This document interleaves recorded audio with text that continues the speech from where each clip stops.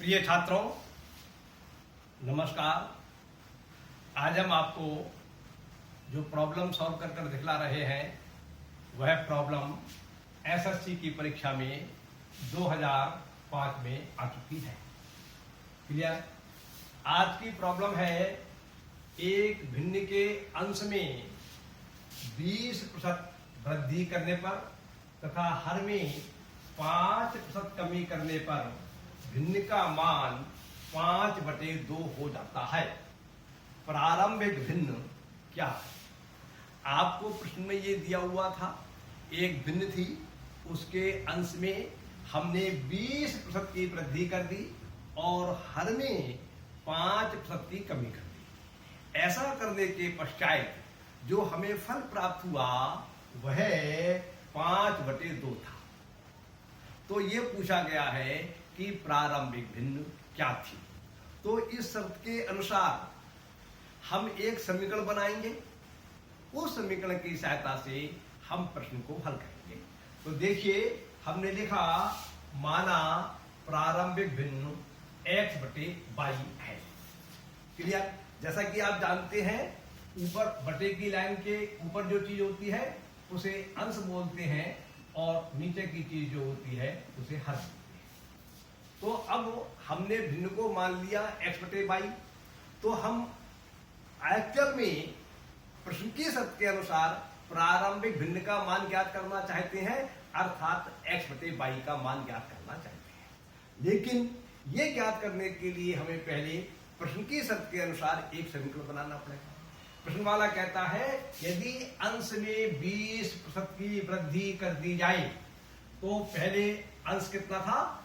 x, और इसमें हमने 20% की वृद्धि करी।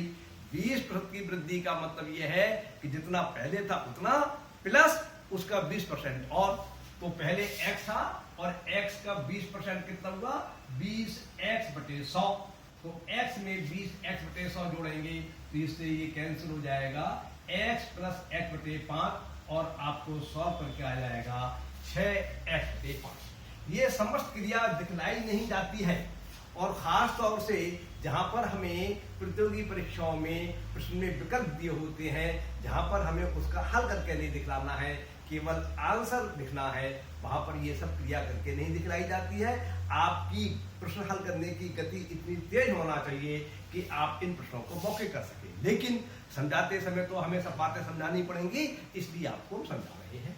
तो प्रश्न की शर्त के अनुसार हमने अंश बनाया x + 20x/100 और जिस नियम के अनुसार ये आपको बताया फल, उस नियम के अनुसार तुरंत हमने यहाँ पर लिख दिया 6x/5। ये तो हमारा नया अंश आ गया।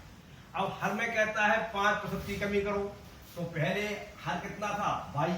अब y में y का 5% की कमी करेंगे तो y - y 5y/100 और इसको सिंप्लीफाई करके आ जाएगा y - y/20 और सिंप्लीफाई करके आ जाएगा 19y/20। तो पहले हर था हमारा y, इसमें इतनी कमी कर दी और सॉल्व करने के बाद ये प्राप्त हो गया हमारे लिए 19y/20। अब कहता है कि अगर ये काम कर दिया जाता है भिन्न में, मतलब अंश में 20% की वृद्धि कर दी जाती है और हर में 5% की कमी कर दी जाती है, तो ये जो फल प्राप्त होता है ये फल 5/2 के बराबर है। तो जब ये 5/2 के बराबर है और ये इसके बराबर और ये इसके बराबर है, इसका मतलब ये चीज जो है वह 5/2 के बराबर हो गई। अब जैसा कि आपको हमने कई बार बतलाया था, आपको जानकारी होगी और होना भी चाहिए। यदि मान लीजिए आपका a/b/x/y लिखा हुआ है, तो ये वाली भिन्न तो वैसे की वैसे लिखी जाती है a/b, लेकिन ये वाली भिन्न पलट जाती है, ये हो जाती है y/x। तो इसी नियम के आधार पर ये भिन्न तो वैसी की वैसी लिखी रहेगी 6x/5 और ये पलट जाएगी, यहाँ पर आ जाएगा 20/19y। ये तो हमारा LHS में आ गया और RHS में हमारा 5/2 वैसा का वैसा बनता रहेगा। अब इसमें हम जो है इसको सिंप्लीफाई करेंगे तो इसमें हर में 5 और अंश में 20 है। इनमें 5 जो है उभयनिष्ठ गुणनखंड है, इसलिए 5 से काटेंगे तो 5 × 20 आ जाएंगे, 5 × 20 आ जाएंगे 4 यहाँ पर, और इसको सिंप्लीफाई करने के बाद अंश में प्राप्त हो जाएगा 24x और हर में प्राप्त हो जाएगा 19y। और बराबर 5/2 ऐसे ही चल रहा है। अब हमें x/y का मान निकालना है, तो x/y का मान निकालने के लिए ये इसके जो यहाँ पर हर में लिखे हुए हैं 19, वो RHS के अंश में पहुंच जाएंगे गुणा में, और ये जो लिखे हैं 24 अंश में LHS में, वे हर में पहुंच जाएंगे RHS के गुणा में।